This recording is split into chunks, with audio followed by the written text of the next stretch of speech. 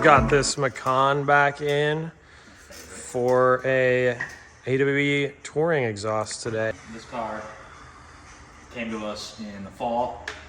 It got H&R lowering springs sports. The blue springs dropped about 1.25 inches.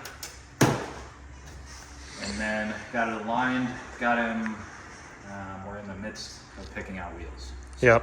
We've also done ceramic coating, window tint, and we did some OEM black badges on this one. OEM touch-up paint. So some touch-up paint, bunch of stuff. So today we're gonna get the exhaust on this. It's AWE touring system, really nice system.